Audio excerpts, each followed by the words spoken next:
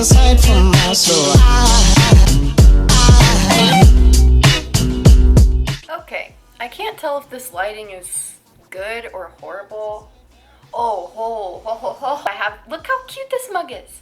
It says totes a morning person, which everyone in my life tells me I am, but I don't know. But I got it for $1.99 at the thrift store. I got a bunch of stuff at the thrift store this weekend.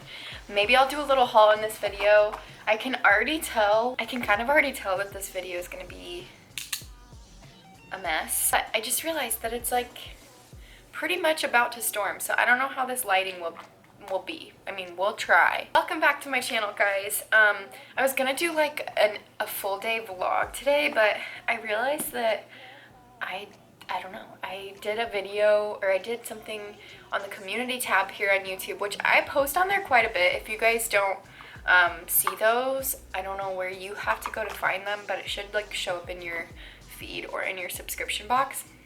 So you could turn on notifications if you never see those. But I post on my community tab here, and I remembered that I posted before my mission trip, like, hey, I'm gonna film a get to know me video, and then I never filmed it. I figured that I would film like a get ready with me chit chat, get to know me video. I also did a question box on Instagram, so I'm gonna be doing both questions that I got on Instagram and YouTube. Where do you shop for your everyday clothes? I love your style and want to expand mine. Thank you. I don't even know what I would classify my style as. Sometimes I'm a grungy girl, sometimes I'm a girly girl, and sometimes I'm just a grub. I would say almost 80% of my closet, like the stuff I actually wear, is from thrift stores. And people always ask, like, where do you thrift shop at? And here's the thing about thrift stores. It doesn't matter if I tell you the exact store and location that I shop at. You won't find the stuff that I found because there's only one of them, you know? And that's just how thrift stores are. They're based off of donations. So it doesn't matter if I tell you what store I went to, because it's not going to guarantee that you'll find good stuff either. I get a lot of stuff at H&M, Forever 21, TJ Maxx. I want to order off of Zaful, but I'm really scared. Anything that's like cheap but low-key okay quality, I buy there. How did you meet your husband? For those of you who don't know, I am married. I'm married, and my husband's name is Austin. He is very, very like camera shy. Where's my concealer? Like super camera shy. He's hilarious and really goofy when it's just me and him, but if I try to whip out my camera while he's around, he's like not okay. I mean, I guess it's good that we have a balance, because not that I'm like super, yay, I love being in front of a camera, but I mean, I do love making videos, so that's kind of, you know, let's cover up all these pimples. Anyways, I met Austin in high school. We are high school sweethearts, and so we were friends for 2 years before we started dating. His locker was like 2 down from me, and I thought he was so funny, and I would literally we would make fun of each other nonstop. We were super mean to each other, which I know people say like that's how you know someone has a crush on you, but I think that that's really messed up. But yeah, I just thought he was really hilarious, and I would make fun of him, and I genuinely like didn't have a crush on him when we were just friends. And then I got to know him really well. We went on a couple missions trips together, and like we were pretty close friends. And then we went to the Philippines together, and if you've ever been to the Philippines, it's a really long travel time, okay? Like, you're on a plane for 14 hours, and then you have like multiple other plane rides, but there's one plane ride where you're on it. Why is my eye red? Where you're on that plane for 14 hours. So you get to know a person pretty well if you're sitting next to them on that flight. Long story short, we sat next to each other on the flight, had these long life chats, and we got even closer. And then when we got back, we like stayed in touch over the summer. He had some really, really, really rough stuff happen in his life that summer, as did I, and we kind of bonded over that. We were just genuinely like good friends. We would go and hang out with other people and like just encourage each other, check in on each other. And then school started up and we were both playing soccer and we got to see each other more. And then finally, I'm pretty sure that I was just like, hey, do you like see me as more than a friend? And he was like, yeah, do you see me as more than a friend? And I was like, yeah, do you want to date? And we literally just like started dating. So then I knew literally long before we started dating, I knew I wanted to marry him. I can't explain it. I just knew. My mom said she knew. You just know. When you know, you know. It's not the same as like having a crush on someone at all. Like, at all. We dated for 10 months before getting engaged, which I know sounds freaking crazy, but when you know, you know. Then we had a 1.5 year long engagement, and we've been together for a total of 5 years now and married for almost 3 years. So I love him. He's my best friend for life. I love him so much. I really would like him to be on my channel more, but then again, he's like such a precious thing in my life, and my marriage is such a precious thing that I don't know if I want to expose it to the internet. And also to respect him, like, he's just not that way, and I would never like shove my camera in his face unless he wanted to. Sometimes he wants to, but you might see him this summer. Any marriage advice for someone getting married in 5 months? Whew. Let me just warn you, people will tell you, especially if you're getting married young, people will try to scare the living crap out of you. People will try to scare you out of getting married. People will try to tell you, like, you'll have people with mixed opinions about marriage, and that's because they're going based off of their own marriage and their own experience, which, how else could you do it? And there are going to be people who tell you, like, don't get married, it's the worst thing ever, like, you're signing your life away, and, like, I don't know. There was a lot of people who just spoke negative things about marriage to me, and if there's one piece of advice I could give you is don't take anyone's opinion on marriage and apply it to your own. Don't listen to them, because, like, as sad as it is, a lot of people don't put effort into their marriage, and you can make your marriage whatever you want it to be. And that was how Austin and I were. We were like, all of these people literally, not like the people closest to us, but people, when they found out we were engaged, they'd be like, oh, blah, blah, blah, blah, blah, like, good luck to you, or see you in 5 years, you probably won't be married anymore. And we both just kind of talked about it, and we were like, I hope we never get to the point where that's how we feel about marriage, and that's what we tell people who want to get married. Like, I tell all of my friends who get engaged or, like, want to get engaged that marriage is the best thing that's ever happened to me. Yes, it's very hard, because being selfish is a thing, and being unselfish is a lot harder than you would think. And when you're with your significant other, you're a lot more stubborn than you would think. And so yeah, you're gonna argue, you're gonna have things that come up, you're gonna have family drama, you're gonna have finance problems, you're gonna have a lot of issues, but the best part about marriage is the fact that you don't have to have those issues without someone beside you. You can't have the beauty of marriage without the pain. Pain of marriage is what makes marriage beautiful, because when you go through those painful times and those really hard times, it makes you closer as a couple and makes you appreciate each other even more.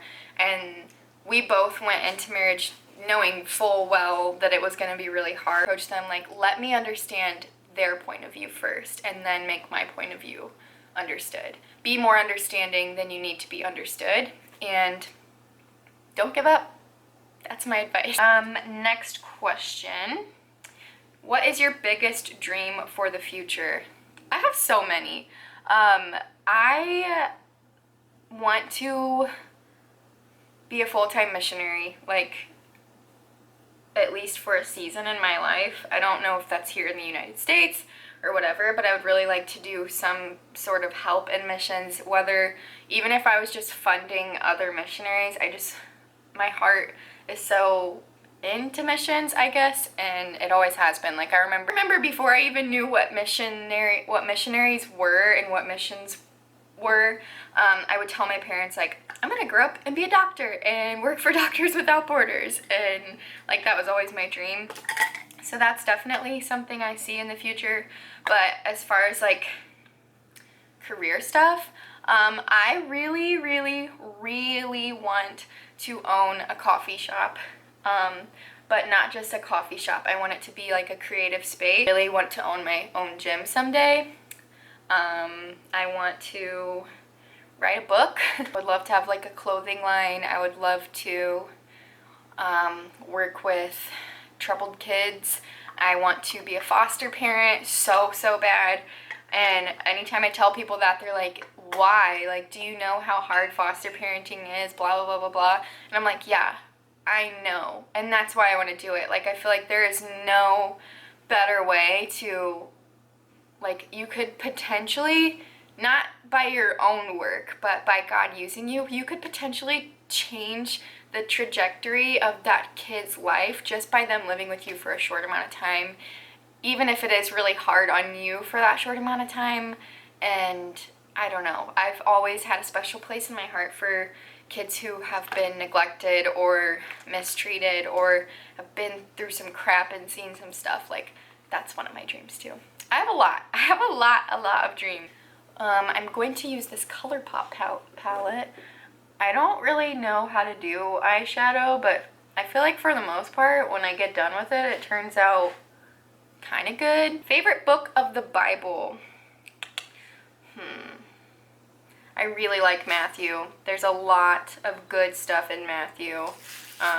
The Sermon on the Mount. Hey, Bubba.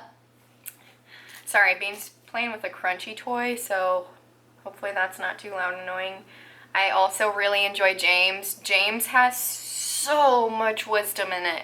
It is so good. Every time I read it, I highlight more, to the point that my like Bible pages for the book of James are just highlighter, like straight up. It's a really good book. Like, if you have not read James, you need to read James. How do you motivate yourself to go to the gym every day? Let's correct that statement. Every day is that's a lot. I don't go every day. I go sometimes 3 days a week, sometimes 4, sometimes 5, but never 7 days a week. Here's the thing. If it is not a lifestyle decision for you and you're doing it strictly for the physical aspect of changing the way that your body looks, you're gonna lose motivation quick. And everybody says it, and you're probably like, okay, thanks for nothing. Like, you just said the same answer that everyone else says. But I'm serious. If it's only for the physical aspect, you're gonna lose that motivation very quickly, because those physical results come very slowly if you're doing it in a healthy way. And so when you're not seeing those results, you're gonna give up.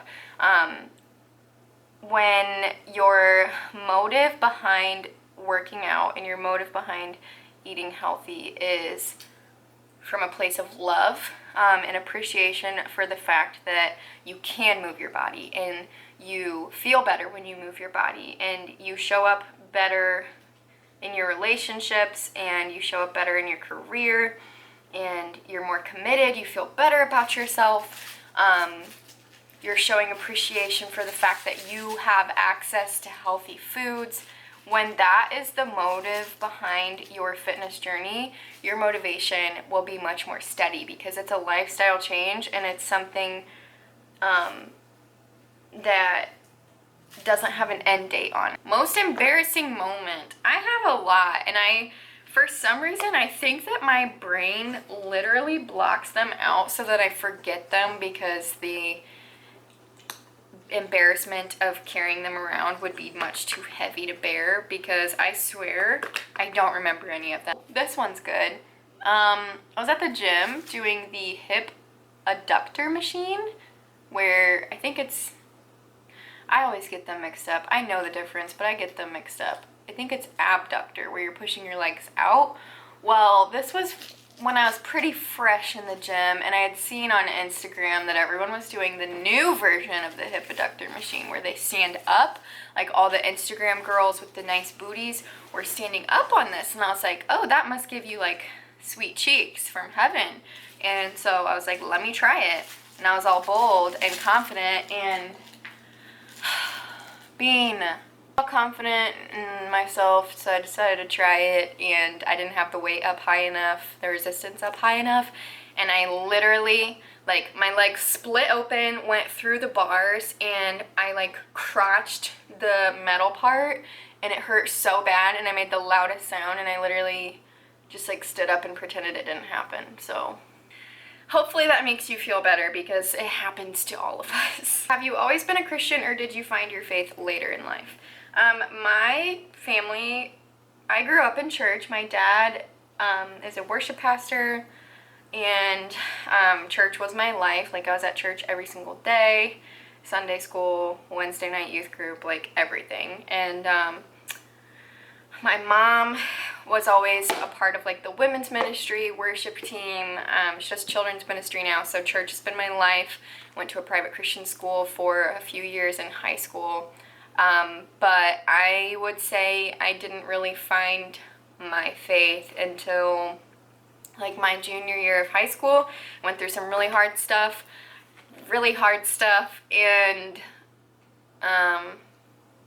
yeah, I don't know. I think that since it was so normal to me, I never had like the actual emotional connection that would result in an intimate relationship with Christ, and I had to go through a lot to get me there. And I think that that's a lot of people's stories. You have to go through some really hard stuff to realize how much you need God, I think. And so that's my life. I had a lot of people on here ask me what my enneagram number is. I'm curious what you guys would guess that I am, and I didn't know any of you guys were interested in enneagram because I'm obsessed. I am a type 2, and I don't know what my wings are. Some tests have said that like I don't have a wing. I don't know how to explain it. I promise you. I think I have screenshots, but I've taken the test like 3 different times because I've always been curious, like if I transition into another number, and every single time it says you are a 2, your wings are balanced, and says nothing else. And when I first found out that I was a 2, it shocked me a little bit when I read about it because I cried so much, and I listened to the Sleeping at Last podcast about type 2s, and I cried a lot, and I was like, oh yeah, I definitely am a 2. There are some qualities about being a 2 that I don't see in myself, like being really warm and nurturing. Like, I love to nurture people, but I don't see myself as like a warm and nurturing person. Like, I see myself as what is it? Like, what is the word? Like, standoffish, like not intimidating, but I keep myself in a little box until I get really warmed up to people. But other people say opposite about me. I don't know. There's certain things, like, I wouldn't say that I'm very hospitable, but other people say I'm hospitable. So I don't know if that's just like imposter syndrome, but I am very much so a type 2. My husband is a type 7. What is your Myers-Briggs? I actually didn't know about Myers-Briggs until like a couple months ago, and I was like, you know what, I really enjoyed the Enneagram, and it helped me learn a lot about myself and my husband, so I might as well take Myers-Briggs because I love learning more about personalities and like how to interact with people based off of their own. And I am an INFJ, which I think is hilarious because when I read the description, it sounded exactly like my Enneagram description. How do you relate the knowledge of your Enneagram number to different aspects of your life? That's a good one. That is a good question, girl. To my relationship, it helps a lot because I realize my toxic habits of like shutting down, having unrealistic expectations, wanting people to read my mind and know what I need and give it to me without me having to ask. I've had to learn a lot that I can't expect that of my husband. I have really unrealistic expectations for him because I'm a 2. 2s struggle with ever having their needs like met, and they feel like a burden asking for their needs to be met, and that's something that he's had to help me work through because I have a hard time asking for what I need. I don't even know what I need. Like, half the time if you ask me if I needed anything, I feel like I would just say like no. And relating it to my faith, I struggle with understanding the concept that I don't have to earn God's love, because as a 2, I feel like I have to earn everybody's love and everybody's affection, and I have to earn it and earn it and earn it. And if I stop working, I lose everyone. Like, if I stop doing things for people, I lose them. Like, that causes a lot of toxicity in my life. So in my relationship with Christ, I feel like if I'm not doing more and doing more and doing more, like, he doesn't love me, but I know that that's not true. This is a funny one. Would you rather breathe in space or breathe under the sea for the rest of your life? I'd rather breathe under the sea. If you do not know this about me, which I don't know why you would, but I am obsessed, like full on obsessed with the ocean. My favorite animal is a dolphin. Since I was little, I have loved dolphins. It's my favorite animal in the whole wide world. One of my dreams is to swim with them, and anytime I tell someone that, they're like, that's such an average dream. Like, everybody's swam with dolphins at some point in their life, and I'm like, okay, well, do I just have like the most dumb, boring life ever? Because I've never done it. I could cry just thinking about it. I don't know why, but like how deep the ocean is, how big the ocean is, how natural and beautiful and vast, and I don't know. It's just something about being around water makes me like want to cry. Like, that's how beautiful it is to me. So, yeah, I would rather breathe underwater for the rest of my life because I could be around sea life and not die. Movie and dinner at home or going out? I think I'm a happy mix of both. I would say I'm a happy balance between both wanting to go out and have fun and stay home with my husband for date night, because we love to socialize in groups. Like, his friends are my friends, and some of my friends, well, I don't really have very many friends, but my friends are his friends.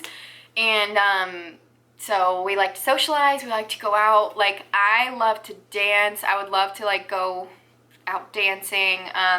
We like to have game nights and stuff, but for the most part, I would say we're like stay home, watch movie type. My personality with the right group is very like, let's go out and go clubbing and have fun, but also like not too much fun, you know what I'm saying? Like, that's just how I am. I have a lot of questions in here that says, will you ever share your testimony? So, I have not shared my testimony. I've only shared it once. I've only shared my testimony one time, and that one time was on this last missions trip that I went on, and it was really, really scary. Like, super scary. I've never been the type that, like, I don't want to do that for some reason. I love hearing other people's testimonies, because in my head, like, other people's testimonies are so helpful and like can change other people's lives, but mine, I feel like mine's not. And I know that that's like imposter syndrome, I guess, and that's my own problem. But on this trip, God was just telling me, like, you need to share it, you need to share it. And I was like, no, sorry, like, I don't. Like, I thought about it for a few days, and then there was 2 nights in a row on the trip where I like literally couldn't sleep, and I was like shaking because I was thinking about it so hard. And I was like, okay, fine, I'm gonna say something, and then it worked out to where I could, and I think it was helpful. I don't know. I tried not to think about it. I didn't write anything down. I didn't think through it. I was like, God, you use it. I was like, whatever you want me to say, I will say it, but can you take the control? Because I don't like talking in front of people, and it freaked me out. I heard it, and it was really a cool experience for me, a very emotional experience for me, but it was also very healing. I don't know if I would ever share it on the internet. Maybe I should. When I feel like I should, maybe I will, but there's a lot of people that are close to me in real life that don't know, and I feel like it's kind of like weird to just share it with a bunch of strangers on the internet before sharing it with them personally, but I don't know. If God leads me to it, I will, but we'll see. How did you get into fitness? That's a great question. So I have always been like drawn to it. I did gymnastics, I did cheerleading, and I did soccer. I've always been drawn to like physical activity and sports and stuff. I'm not athletic, but I like have always wanted to be. My mom fed us like healthy food, but I had like a junk food addiction, hardcore fast food addiction. I would eat really late at night, like in the middle of the night, I'd be like, I want ice cream. So I'd eat a whole quart of ice cream. Like, I ate like junk because food was like my comfort. So what launched it all was, long story short, I had like 3 years of straight depression, like horrible depression. I hid it very well. And then Austin, when we were engaged, got a new job where he would be traveling for weeks at a time, so I had nothing to do because he would just be gone for weeks at a time. And he was like the only person that I hung out with besides my family, so I was like, I need a hobby, like I need something, I need an outlet, because he was my outlet and he was gone. And so I was like, you know what, some people say like going to the gym helps, so maybe I'll just go to the gym. So I would start off by doing lots of cardio. So I would go in at 5 a.m. before work and I would just do like 45 minutes of cardio. And I hated it. Like, it was horrible, but it also kind of helped. But then my eating habits didn't change. I would still eat McDonald's and like get fast food for lunch at work and like overeat way late at night. And then I don't remember what exactly happened, but I had found like a couple YouTube videos where people were talking about weightlifting, and like then I found Instagram accounts where girls had showed their like before and after of weightlifting. And then I listened to podcasts every day at work, and I found this podcast that talked about holistic healing and how these people healed their depression and anxiety, or at least treated it a little bit better by eliminating like chemical products and eating more whole nutritious foods and taking care of their bodies and sleeping more regularly and moving more regularly. And I was like, maybe I should try this. Like, I haven't tried this yet, so I did.